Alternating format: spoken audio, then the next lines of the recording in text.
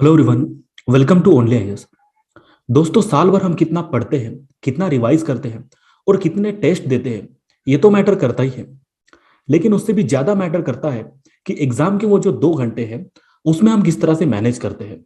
आपने कितनी भी पढ़ाई की हो, पर उन एग्जाम्स के 2 आवर्स में अगर आप पैनिक हो गए या डिमोटिवेट फील करने लगे या फिर आपका कॉन्फिडेंस कम होने लग जाए, तो ये चीजें आपके एग्जाम परफॉर्मेंस को निगेटिवली अफेक्ट कर सकते हैं। आज की इस वीडियो में हम ये समझने की कोशिश करेंगे कि पढ़ाई के साथ साथ हम खुद को उन 2 आवर्स के लिए कैसे प्रिपेयर करें ताकि हम कॉन्फिडेंट रह पाए और एग्जाम में अपना बेस्ट दे पाए। सबसे पहली बात जो हमें एग्जाम या टेस्ट देने से पहले तकलीफ देती है वो ये कि हमें ऐसा लगता है कि हमारा सिलेबस कंप्लीट नहीं हुआ, या फिर मेरा पर्टिकुलर सब्जेक्ट कंप्लीट नहीं हुआ, या फिर सब्जेक्ट का कोई पोर्शन कंप्लीट नहीं हुआ। इस बात को लेकर हम इतने परेशान हो जाते हैं कि हमें ऐसे लगने लगता है कि अब हमारा कुछ नहीं हो सकता। दोस्तों, इस प्रॉब्लम के सॉल्यूशन मैं आपको बताता हूं। पहली बात तो यह है कि ऐसा कोई रूल नहीं है कि प्रीलिम्स क्लियर होने के लिए आपका पूरा सिलेबस कंप्लीट होना जरूरी है। इसका मतलब ये नहीं है कि आपको सिलेबस कंप्लीट नहीं करना है। देखिए, कोशिश तो आपको करनी है कि आप हर सब्जेक्ट को पढ़ें, उसको रिवाइज करें, उसकी प्रैक्टिस करें। लेकिन फॉर सम रीजन, लेट से समय की कमी को चलते कुछ पोर्शन आपका रह गया या आप उसको ठीक से नहीं पढ़ पाए, तो कोई इशू नहीं है। ऐसे कई एस्पायरेंट्स हैं जिनका पूरा सिलेबस कवर नहीं हो पाता, फिर भी उनका प्रीलिम्स क्लियर हो जाता है, क्योंकि आपको सारे क्वेश्चन नहीं अटेम्प्ट करने हैं। या फिर ऐसा भी नहीं है कि आपको हर सब्जेक्ट के क्वेश्चन अटेम्प्ट करना कंपलसरी है।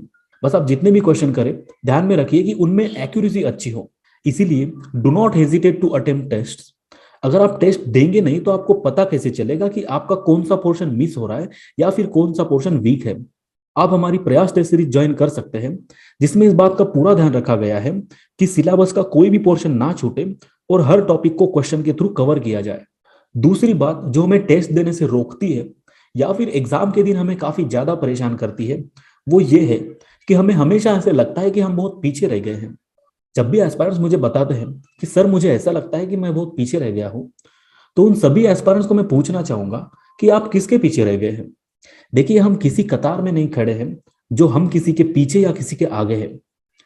हमारा एक गोल है, एक टारगेट है जिसको हमें अचीव करना है। जितने सही से हम मेहनत करेंगे उतना ही हम अपने गोल के नजदीक पहुंचते रहेंगे। ना ही हम किसी के पीछे है, ना ही हम किसी के आगे हैं। यहाँ जो कंपटीशन है वो हमारा खुद से है।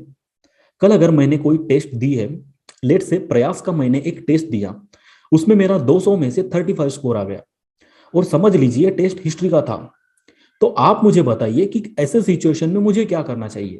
अगर आपको मैं पूछूं तो आप मुझे क्या सजेस्ट करेंगे कि आप टेस्ट का सॉल्यूशन गो थ्रू करिए और ये जानने की कोशिश करिए कि अटेम्प्ट करते वक्त हमसे क्या गलती हो रही है, कौन से टॉपिक से ज्यादा क्वेश्चन गलत हो रहे हैं, कौन से टॉपिक है जिनके क्वेश्चन मुझे नहीं आ रहे हैं। इन सारे पॉइंट्स और टॉपिक्स को मुझे नोट डाउन कर लेना चाहिए और पूरे एनर्जी और एंथुसियाज्म के साथ मैंने उन पॉइंट्स को फिर से पढ़ना चाहिए और रिवाइज भी करना चाहिए, ताकि जब नेक्स्ट टेस्ट में इस टॉपिक से सवाल आए तो वो गलत ना हो और नेक्स्ट टेस्ट में मेरा स्कोर जो है वो इंप्रूव हो जाए। ये एक्सरसाइज करने से आप खुद में इंप्रूवमेंट्स ला पाएंगे, खुद से बेटर बनेंगे और इस तरह से अपने गोल के नजदीक आप पहुंच जाएंगे। बॉटम लाइन यही है कि stop comparing yourself with others. Always remember that you are unique and you have to be the better version of yourself every day.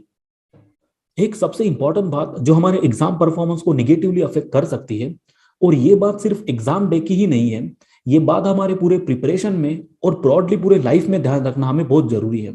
समझ लीजिए, अगर आप पॉलिटी पढ़ रहे हैं तो आप पॉलिटी पे ध्यान दीजिए।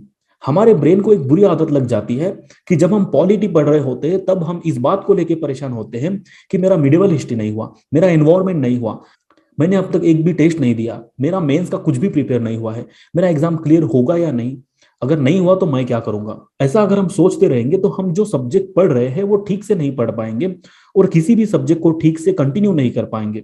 इनफैक्ट जब हम एग्जाम के दिन जीएस का पेपर अटेम्प्ट कर रहे होते हैं तो हम सीसैट का टेंशन लेते हैं, और जब हमें सीसैट पे फोकस करना होता है तब हम जीएस में कितना स्कोर आएगा ये सोच रहे होते हैं।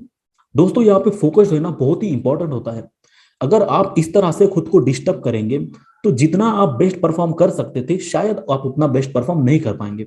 इसीलिए stay focused and concentrate upon the task which you are doing. आप अगर हिस्ट्री पढ़ रहे हैं तो आप उस पर फोकस करिए, जब आप एनवायरमेंट पढ़ेंगे तब आप एनवायरमेंट पे फोकस करना, जब आप जीएस का पेपर अटेम्प्ट कर रहे हैं तो आप जीएस के पेपर पे फोकस करिए, और जब आप सीसैट का पेपर अटेम्प्ट कर रहे हैं तो आप सीसैट के क्वेश्चन पे फोकस करिए। तो दोस्तों इस तरह की कई और भी चीजें हैं जो हमें एग्जाम देते वक्त ध्यान में रखना बहुत जरूरी होता है। उन चीजों को हम नेक्स्ट वीडियो में देखने की कोशिश करेंगे। तब तक के लिए धन्यवाद।